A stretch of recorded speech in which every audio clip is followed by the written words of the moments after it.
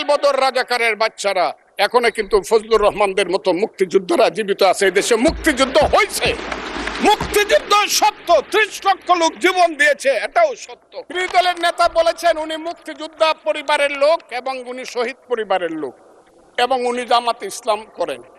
এটা ডাবল অপরাধ। মুক্তিযোদ্ধা পরিবারের লোক কেউ জামাত করতে পারে না। আর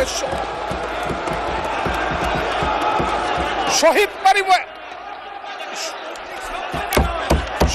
পরিবারের লোক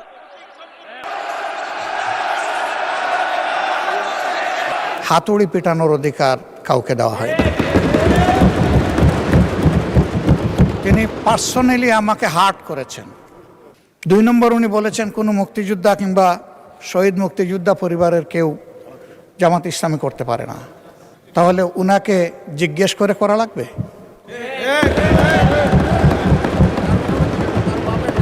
আমার আইডেন্টিটি নিয়ে প্রশ্ন করা হয়েছে, এটা গুরুতর অপরাধ করেছেন উনি। আমি বক্তব্য দিতে ওঠার আগেই আপনি বিশেষ কারণে আমাকে বসিয়ে দিলেন, যৌক্তিক কারণে। কিন্তু এরপরেই হাউস যা হলো, এখন আমার বক্তব্য কি হবে আমি বুঝতে পারছি না। কারণ আমার মনটা খুব ভালো নেই মাননীয় স্পিকার, আমার গলাটাও ভালো না। কারণ গতকাল সারা রাত আমি ঘুমাতে পারিনি। হাওর অঞ্চলে যে বৃষ্টি হচ্ছে, যে শিলাবৃষ্টি হচ্ছে, হাওর অঞ্চলের সমস্ত ফসল তলিয়ে যাচ্ছে।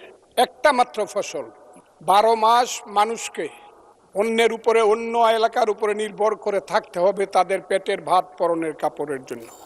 আমি এই ব্যাপারে আমাদের নেতা, সংসদ নেতা এবং মাননীয় প্রধানমন্ত্রী সহ সংশ্লিষ্ট সমস্ত মন্ত্রীদের কাছে অনুরোধ করছি, হাওর অঞ্চলকে দয়া করে এবার বাঁচান।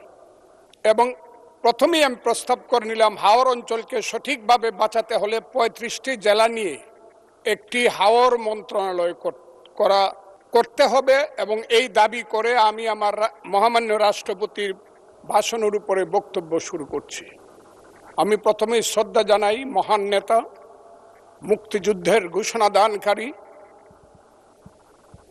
তৎকালীন মেজর, পরবর্তী সময়ের রাষ্ট্রপতি শহীদ প্রেসিডেন্ট জিয়াউর রহমানের প্রতি, আমি শ্রদ্ধা জানাই মহান নেত্রী, দেশনেত্রী বেগম খালেদা জিয়ার প্রতি, যার আহ্বানে এবং যার কারণে আমি আজকে বিএনপি করি।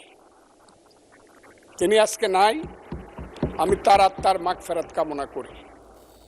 আমি বক্তব্যের আগেই আমাদের নেতা প্রধানমন্ত্রী জনাব তারেক রহমান, তাকে উদ্দেশ্য করেই বলবো, মর্নিং শোজ দ্য ডে। সকালবেলায় দেখা যায় বিকালটা কেমন যাবে। আমাদের প্রধানমন্ত্রী এই দেশের জন্য, এই দেশের উন্নয়নের জন্য প্রথম থেকেই যে কর্মসূচি নিয়ে কাজ করছেন। কালকেও যশোর থেকে উলসি খাল খনন করে তিনি এসেছেন। আমার বিশ্বাস এই দেশের মানুষের দুর্ভাগ্য দূর করে বাংলার পূর্বাকাশে নতুন সূর্য উঠবে বলে আমি বিশ্বাস করি।